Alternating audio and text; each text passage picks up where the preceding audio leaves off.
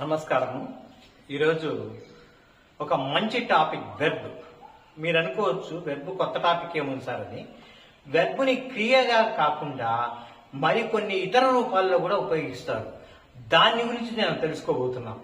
కాబట్టి చాలా ముఖ్యమైన టాపిక్, మీకు చాలా ఇంపార్టెంట్, కాంపిటేటివ్ ఎగ్జామినేషన్స్ చాలా ఎక్కువగా ఉపయోగిస్తారు. అంతేకాకుండా మీరు అనుకునే వెర్బ్ కాదు ఇది. ఈ వెర్బ్ యొక్క కొత్త కోణాన్ని మనం చూస్తున్నాము. చూడండి, ఇక్కడ మీరు వెళ్లే కొద్దీ మీకు అర్థమవుతుంది. బాగా క్షుణ్ణంగా ఈ వీడియోని ఎక్కడ మిస్ చేయకుండా చూడండి. మీకు గ్రామర్ టాపిక్ పూర్తిగా అర్థం కావాలంటే ఒక్క పాయింట్ కూడా మిస్ కాకూడదు. 2-3 సార్లుగా చూడండి, అప్పుడే మీకు పూర్తి విషయం అర్థమవుతుంది. ఈరోజు verb.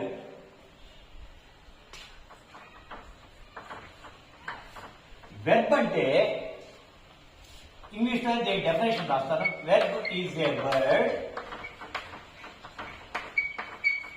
that tells action, state and possession of the subject. అంటే ఇది definition. Verb is a word that tells the action, state and possession. Action అంటే తెలుగులో చర్య. ఇప్పుడు ఇక్కడ ఒకటి గుర్తుపెట్టుకోండి, వెర్బ్ అంటే క్రియ అని కూడా చెప్పొచ్చు. ఇక్కడ నేను రాయలేదు. కారణం ఏంటంటే ఇంగ్లీష్ లో వెర్బ్ కి చాలా విస్తృతమైన అర్థం ఉంది, తెలుగులో క్లుప్తమైన అర్థం ఉంది. తెలుగులో క్రియ లేని వాక్యాలు ఉన్నాయి, కానీ ఇంగ్లీష్ లో క్రియ లేని వాక్యాలు లేదా వెర్బ్ లేని వాక్యాలు లేవు. రాయకూడదు, రాస్తే తప్పే. ఇక్కడ చూడండి, యాక్షన్ అంటే చర్య, చర్య అంటే పని. కాబట్టి ఈ విషయంలో మాత్రము మన క్రియకి వెర్బ్కి సరిగ్గా సరిపోతుంది. ఈ రెండు మాత్రము ఇంగ్లీష్ లోనే ప్రత్యేకంగా, తెలుగులో దానికి వివరణ లేదు. ఉదాహరణకి చూడండి, action, he wrote a poem.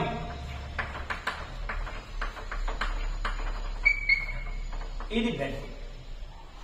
తర్వాత స్టేట్. స్టేట్ అంటే స్థితి. స్థితి అంటే ఏంటి? He is clever. వీడు ఎలా ఉన్నాడు? తెలివితేటలు కలిగిన వాడుగా ఉన్నాడు. వాడి స్థితి. He is clever, he is rich, he is happy. మన తెలుగులో ఏం చెప్తాము? వాడు ధనవంతుడు. వాడు సర్వనామము, ధనవంతుడు విశేషం, అంతే. క్రియ లేదు. కానీ ఇంగ్లీష్ లో మాత్రము he is clever అని చెప్పాలా, he is rich అని చెప్పాలా, he is happy అని చెప్పాలా, he is ill అని చెప్పాలా. He is ill, వాడు అనారోగ్యంగా ఉన్నాడు. He is rich, వాడు ధనవంతుడు. He is clever, వాడు తెలివి కలవాడు, అంతే. ఈజ్ అనే మాటకు అర్థం లేదు తెలుగులో, కానీ ఈజ్ అని లేకుండా ఇంగ్లీష్ లో మాత్రం రాయకూడదు.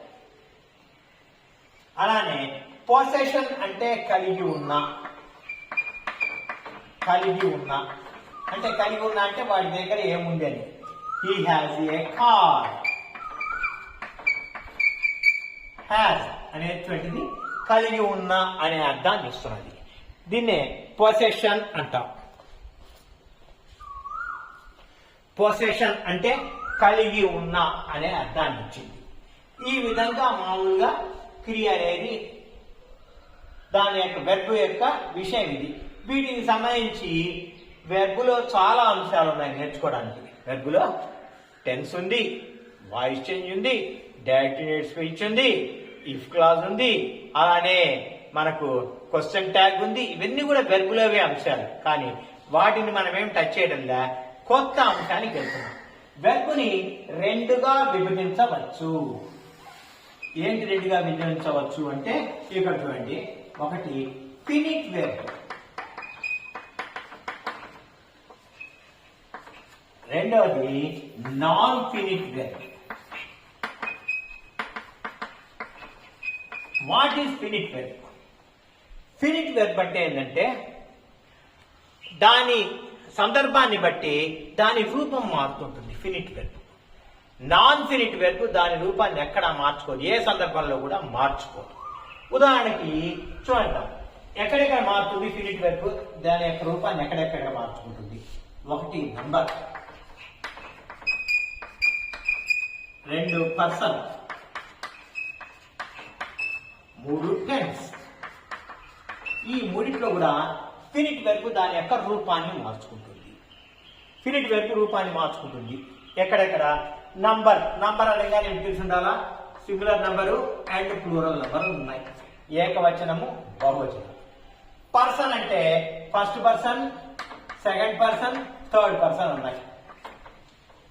Noun singular number, plural. Singular అంటే ఒకటని, ప్లూరల్ అంటే 2 లేదా అంతకన్నా ఎక్కువ ఉంటే ప్లూరల్ నెంబర్ అంటాం. పర్సన్ అంటే first person, second person, third person.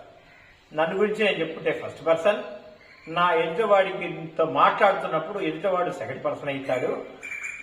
దేని గురించి మాట్లాడుతున్నామో, ఎవరిని గురించి మాట్లాడుతున్నామో వాడు థర్డ్ పర్సన్ అవుతాడు. మూడోది tense, present tense, past tense, future tense మీకు తెలిసింది. ఈ సందర్భాల్లో ఫినిట్ వెర్బ్ మారుతుంది. ఉదాహరణ చూడండి, ఏకవచనం హి ఈజ్ క్లవర్ ఉందనుకోండి వాక్యం, ఇక్కడ ఏకవచనం. బహువచనంగా చెప్పాలంటే దే అనేటప్పటికి ఈజ్ రాయల్, ఆర్ క్లవర్. చూచారా ఈ డిఫరెన్స్ నంబర్ని బట్టి వచ్చింది. ఏకవచనంలో ఈజ్ వచ్చింది, బహువచనంలో ఆర్ వచ్చింది. అలానే ఫస్ట్ పర్సన్ అంటే ఏంటి? I am a student. చూడండి యామ్ వచ్చింది. అదే యు కనుక చెప్పదలుచుకుంటే యు ఆర్ ఏ స్టూడెంట్. చూడండి అలానే హీ పెడితే ఈజ్ వస్తుంది, ఈజ్ ఏ స్టూడెంట్. అంటే ఏమర్థమైంది మీకు? ఫస్ట్ పర్సన్ లో ఒక రకమైన వెర్బ్ వచ్చింది, సెకండ్ పర్సన్ లో ఒకటి వచ్చింది, థర్డ్ పర్సన్ లో మరొకటి వచ్చింది. కాబట్టి ఇలా ఫినిట్ వెర్బ్ మారుతున్నది. అలానే టెన్స్ అంటే మీకు తెలిసిందే, ఐ గో టు స్కూల్. అదే పాస్ట్ టెన్స్ లో చెప్పదలుచుకుంటే ఐ వెంట్ టు స్కూల్ అని చెప్పాలి. కాబట్టి ఇదే వెర్బ్ ఇక్కడికి వచ్చినప్పుడు మారిపోయింది. ఇక్కడ కూడా అంతే. అంటే నంబర్ని బట్టి, పర్సన్ని బట్టి, టెన్స్ని బట్టి మారుతుంటే వాటిని ఫినిట్ వెర్బ్ అంటారు. ఏమంటారు? Finite verb. Non finite verb అంటే ఏంటంటే ఇవి ఎట్టి పరిస్థితుల్లో మారం. దీంట్లో 3 ఉన్నాయి. ఒకటి జిరండ్, రెండవది ఇన్ఫినిటివ్, 3 పార్టిసిపుల్. ఈ పార్టిసిపుల్ లో మళ్ళీ 2 ఉన్నాయి, present participle, past participle.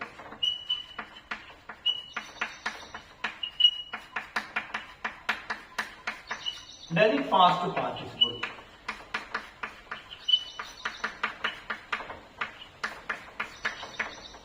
Present participle, past participle. అంటే నాన్ ఫినిట్ వెర్బ్ లో 3 అంశాలు మనం చర్చించబోతున్నాం. ఇదే మన ముఖ్యమైన టాపిక్ ఈరోజు. ఒకటి జిరండ్, 2 ఇన్ఫినిటివ్, 3 పార్టిసిపుల్. ఈ పార్టిసిపుల్ లో ప్రెజెంట్ పార్టిసిపుల్ అని, పాస్ట్ పార్టిసిపుల్ అని ఉన్నాయి. మీకు ఒక మంచి ఉదాహరణతో చూపిస్తాను చూడండి. I like painting.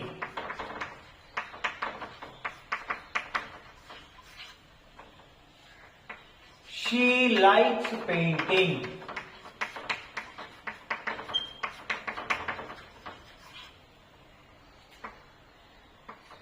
They liked painting. ఇక్కడ లైక్ అనే వెర్బ్ ఫినిట్ వెర్బ్ గా పనిచేసింది. ఎందుకనంటే చూడండి, ఫినిట్ వెర్బ్ అంటే పర్సన్ ని బట్టి,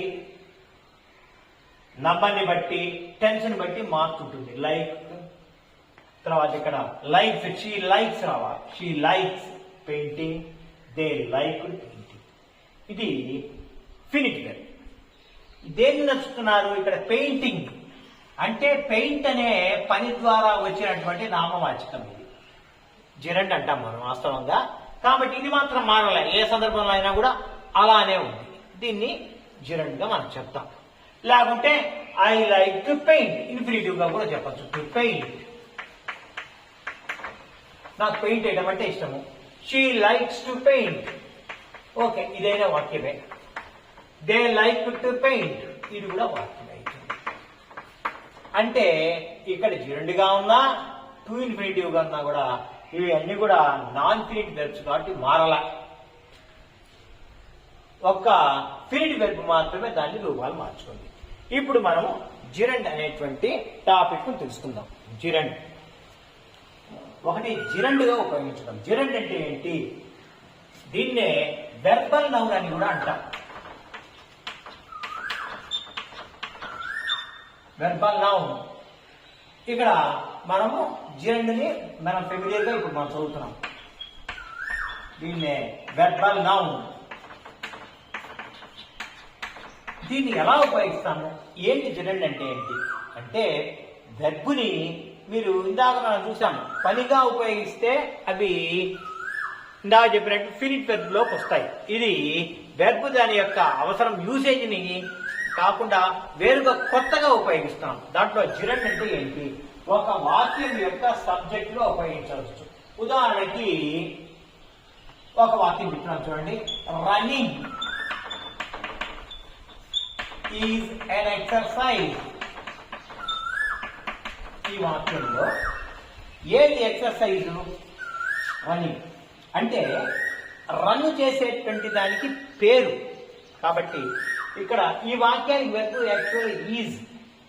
కాబట్టి రన్నింగ్ అంటే ఏంటంటే పరిగెత్తటం. కాబట్టి ఇది నామవాచక రూపంలో ఉంది. కాబట్టి ఈ జిరండ్ అనేటువంటి ఒక వాక్యం యొక్క నామవాచకంగా మనము వాడవచ్చు.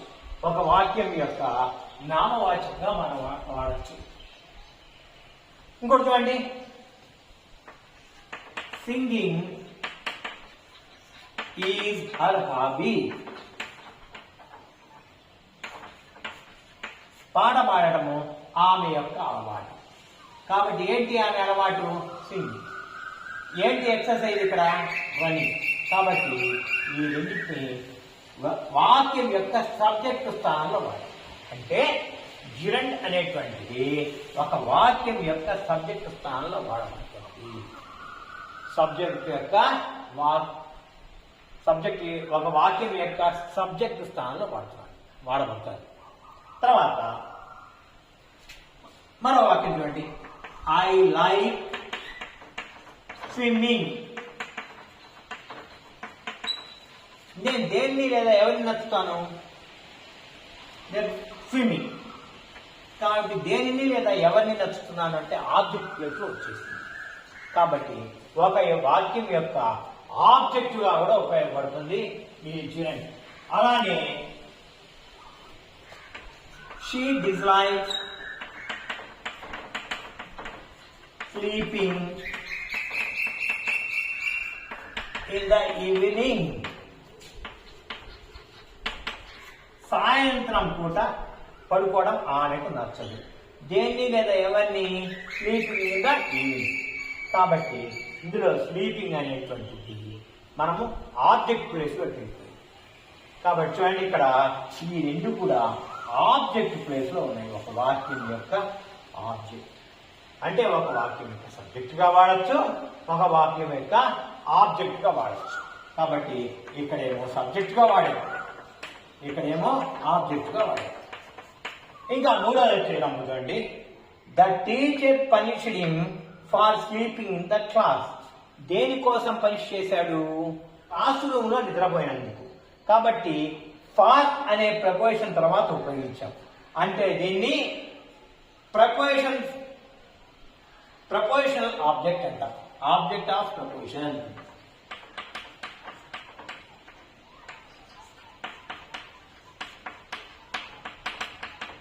ఆబ్జెక్ట్ ఆఫ్ ద ప్రపోజిషన్ గా కూడా వాడాం.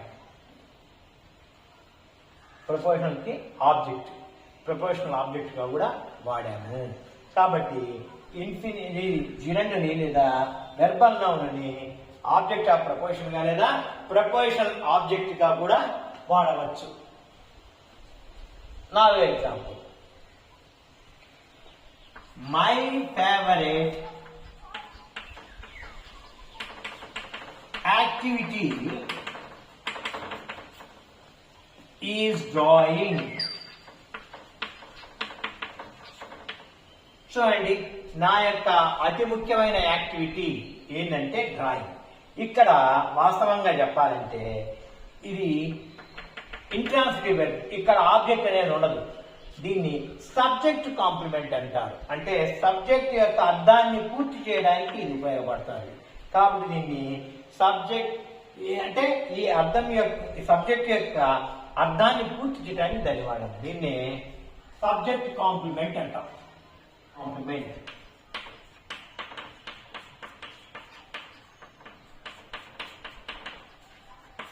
Subject complement. కాబట్టి జిరండిని ఈ 4 రకాల ఉపయోగాలను కూడా ఉపయోగించవచ్చు. అంటే జిరండిని ఒక వాక్యంకి సబ్జెక్ట్ గా వాడచ్చు, ఆబ్జెక్ట్ గా వాడచ్చు, మూడోది ప్రపోజనల్ ఆబ్జెక్ట్ గా వాడచ్చు, నాలుగోది కాంప్లిమెంట్ గా కూడా వాడచ్చు. అంటే ఈ జిరండ్ వల్ల చాలా రకాల ప్రయోగాలు మనం చేయవచ్చు. అంటే ఈ జిరండ్ లేదా వెర్బల్ నౌన్ ని ఎట్లా ఉపయోగించాలో తెలుసుకుంటే భాషని మరి కాస్త సున్నితంగాను, సూక్ష్మంగాను, సులభంగాను వాడగలము. దీని తర్వాత మనకు నెక్స్ట్ వచ్చేసి టు ఇన్ఫినిటివ్ నేర్చుకుంటున్నాము. Next topic to infinitive.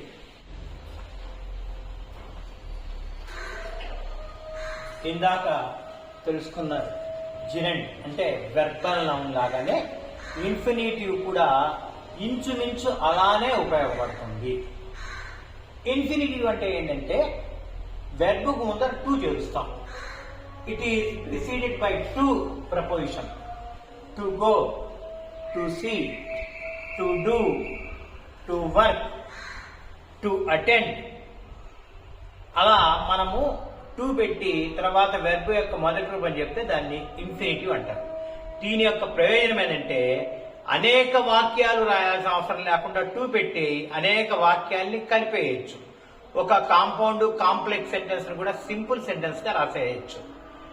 I am ready to go to purchase vegetables to serve my relatives. చూడండి, I am ready to go to purchase vegetables to serve my relatives. 3 వాక్యాలని 3 వాక్యాలుగా చేయకుండా I am ready to go, I want to purchase vegetables, I want to serve my relatives. ఈ 3 వాక్యాలు బదులుగా మనం simple గా ఒకటే కలిపి చెప్పేసామన్నమాట.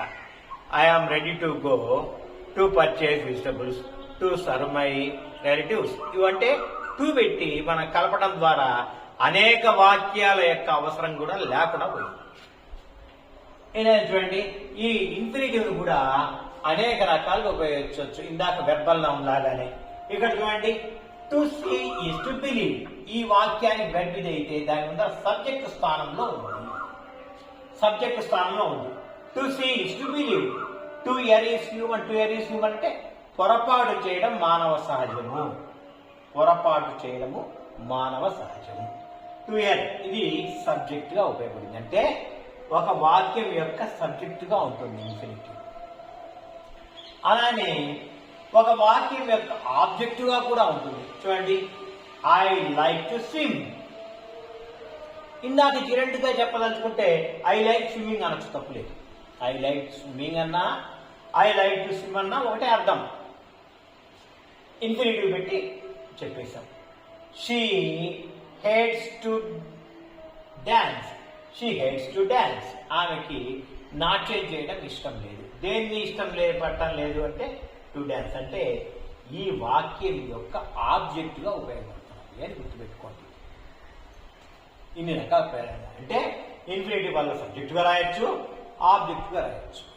ఇక్కడ ఇన్ఫినిటివ్ జిరెండ్ రెండు కూడా కుడి ఎడమలుగా ఒకే అర్థాన్ని ఇస్తుంది. కానీ కొన్ని విషయాల్లో కొంచెం మార్పు ఉంది. He stopped smoking. వాడు పొగ తాగడమే మానేశాడంటే అలవాటు పోయింది అని. ఇక్కడ హీ స్టాప్డ్ టు స్మోక్. వాడు పొగ తాగడానికి ఆగాడు. ఈ విషయంలోకి వస్తే హీ స్టాప్డ్ స్మోకింగ్ కి ఈ స్టాప్డ్ టు స్మోక్ ఇక్కడేమో జిరెండ్ లేదా వెర్బల్ నౌన్ యూసేజ్, ఇక్కడ ఇన్ఫినిటివ్ యూసేజ్. నేను ఇంతకుముందు నేను చెప్పాను కుడి ఎడమలుక ఒకే అర్థం వస్తుందని చెప్పాను. ఇక్కడ మాత్రం డిఫరెన్స్ ఉంది. హీ స్టాప్డ్ స్మోకింగ్ అంటే అలవాటే పోయిందండి, వాడు సిగరెట్ కాల్చడమే మానేశాడు. ఇక్కడ హీ స్టాప్డ్ టు స్మోక్ అంటే పొగ తాగడానికి ఆగాడు, అంటే వాడు ఇంకా పొగ తాగుతాడని అర్థం. కాబట్టి ఇట్లాంటి చాలా కొద్ది కేసుల్లో మాత్రమే ఇన్ఫినిటివ్ జిరెండు కొంచెం వేరవుతుంది. ఇది మనము ఇన్ఫినిటివ్ గురించి. ఇంకా వెర్బ్ యొక్క మూడో రూపం ఉంది past participle. Past participle past participle అంటే ఏమీ లేదు. వెర్బ్కు 3 రకాలుగా నేను 3 రూపాలు నేర్చుకున్నాను. Do, did, done. డన్ అనేది past participle. Go, vent, gone. Gone అనేది పాస్ట్ పార్టిసిపుల్. పార్టిసిపుల్స్ 2 రకాలు ఉన్నాయి, ప్రెజెంట్ పార్టిసిపుల్, పాస్ట్ పార్టిసిపుల్. నేను ఇక్కడ పార్టిసిపుల్ గా చెప్తున్నా. పార్టిసిపుల్ అంటే ఏంటంటే present participle, past participle. Present participle అంటే ఏమో వెర్బ్ యొక్క ఇంగ్ రూపం, పాస్ట్ పార్టిసిపుల్ అంటే ఏమో వెర్బ్ యొక్క మూడో రూపం. మూడోది చెప్తున్నాను పార్టిసిపుల్. దీన్ని వెర్బల్ అడ్జెక్టివ్ అని కూడా చెప్పచ్చు. అంటే పార్టిసిపుల్ ని ఒక వెర్బల్ అడ్జెక్టివ్, అడ్జెక్టివ్ అంటే విశేషణంగా ఉపయోగించవచ్చు. పార్టిసిపుల్స్ 2 రకాలు, ఒకటి ప్రెజెంట్ పార్టిసిపుల్, రెండోది పాస్ట్ పార్టిసిపుల్. ప్రెజెంట్ పార్టిసిపుల్ అంటే ఇంగ్ రూపం ఉంటే ప్రెజెంట్ పార్టిసిపుల్. రన్నింగ్, డూయింగ్ ఇవి ప్రెజెంట్ పార్టిసిపుల్. అలానే పాస్ట్ పార్టిసిపుల్ అంటే వెర్బ్ యొక్క మూడో రూపం, డూ, డిడ్, డన్. ఇక్కడ ప్రెజెంట్ పార్టిసిపుల్ ఎలా ఉపయోగిస్తారో చూద్దాం. చూడండి, ప్రెజెంట్ పార్టిసిపుల్ అంటే వెర్బ్ యొక్క ఇంగ్ రూపమే. ఇది విశేషణంగా ఉపయోగిస్తున్నాం. ఎట్లా చూడండి, it is a running machine. It is a machine, ఇది ఒక యంత్రము. ఎలాంటి యంత్రము? రన్నింగ్ మిషన్ అంటే పని చేస్తున్న యంత్రము. కాబట్టి దాని యొక్క విశేషణం రన్నింగ్. అలానే the twinkling star are visible. మెరిసే నక్షత్రాలు మనకు కనబడతాయి. ఎలాంటి నక్షత్రాలు? ట్వింక్లింగ్, ట్వింకిల్, ట్వింక్లింగ్ అంటే మెరిసేటువంటి నక్షత్రాలు మనకు కనబడతాయి. ఎలాంటి నక్షత్రాలు? మెరిసే నక్షత్రాలు. అలానే స్పార్కింగ్ డైమండ్స్ ఆర్ మార్వలస్, చాలా విలువైనవి. స్పార్కింగ్ డైమండ్స్ అంటే తడలాడే వజ్రాలు. ఎలాంటి వజ్రాలు? తడలాడే వజ్రాలు. కాబట్టి ఇక్కడ రన్నింగ్, ట్వింక్లింగ్, స్పార్కింగ్ ఈ 3 కూడా ప్రజెంట్ పార్టిసిపుల్ గా ఉండి ఈ యొక్క నౌన్స్ కు మరి కాస్త అర్థాన్ని ఇస్తున్నాయి. అంటే ఇక్కడ నౌన్స్ గా పనిచేయడంలా ఆ పదాలకి విశేషణాలుగా పనిచేస్తున్నాయి. అది గుర్తుపెట్టుకోండి. Next past participle. Past participle అంటే నేను చెప్పాను, వెర్బ్ యొక్క 3 రూపాల్లో డూ, డిడ్, డన్. డన్ రకం. లెర్న్, లెర్న్డ్, లెర్న్డ్ లేదా learn, learned, learned. Read, red, red. Do, did, done. ఈ 3వ రూపాన్ని పాస్ట్ పార్టిసిపుల్ అంటారు. పాస్ట్ పార్టిసిపుల్ ఎప్పుడు కూడా డీతో గాని, ఈడీతో గాని, ఈఎన్తో గాని, టీతో గాని ఎండ్ అవుతుంటుంది. ఉదాహరణకి లిఫ్ట్, ఓకే, ఈడి లిఫ్ట్. తర్వాత broken, break, broke, broken. Baran, burnt, burnt అంటే కాలిపోయింది, బర్ంట్. టీతో ఎండ్ అవుతుంటుంది. వీటిని కూడా మనం విశేషణాలుగా ఉపయోగిస్తాం. ఇక్కడ చెప్పుకోదగ్గది ఏంటంటే విషయము, మనం వెర్బ్గా యూజ్ చేయడంలే, వెర్బ్ రూపాలే అవి, కానీ వెర్బ్గా యూజ్ చేయకుండా విశేషణంగా యూజ్ చేయడం ఇక్కడ వీటి ప్రత్యేకత. It is a running machine. ఎలాంటి మిషన్ ఇది? రన్నింగ్ మిషన్, పని చేస్తున్న మిషన్. ఇక్కడ sorry, it is a broken window. It is a broken window. ఎలాంటి window? Broken. Break, broke, broken అంటే పగిలిపోయిన లేదా పగలగొట్టబడిన విండో, కిటికీ అని అర్థం. కాబట్టి బ్రోకెన్ ఎలా ఉపయోగించారు చూడండి. Is a wounded soldier. ఎలాంటి సోల్జరు? గాయపడిన. ఊండు, ఉండెడు, ఉండెడు గాయపడిన సైనికుడు. It is A proven event. Proved, proven. Proven event ఇది నిర్ధారించబడినటువంటి సంఘటన. కాబట్టి ఈ విధంగా మనము ఈ యొక్క పార్టిసిపుల్స్ ని మనము అడ్జెక్టివ్ అని యూజ్ చేశాం.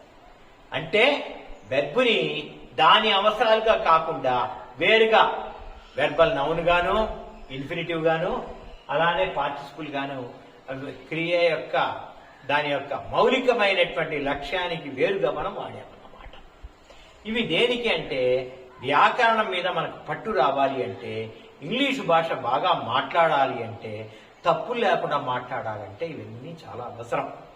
ముఖ్యంగా పరీక్షల దృష్ట్యా చాలా ఇంపార్టెంట్. అలానే భాషని బాగా నేర్చుకొని వాడటానికి కూడా మనము ఇవి పూర్తిగా అవసరం. కాబట్టి ఏదేమైనా మీకు ఈ వీడియో నచ్చింది, లైక్ చేయండి, షేర్ చేయండి, మీ మిత్రులకు తెలియచేయండి. మీ మిత్రులను కూడా చూసి ఎంకరేజ్ చేయండి. ఈ ఛానల్ని డెవలప్ చేయండి. ముఖ్యంగా గ్రామర్, ఇంగ్లీష్ గ్రామర్ మన తెలుగు పిల్లలకి బాగా అర్థమయ్యేటట్టుగా చెప్పే లక్ష్యంతో నేను ఈ ఛానల్ని ఇంట్రడ్యూస్ చేశాను. Thank you. జై హింద్.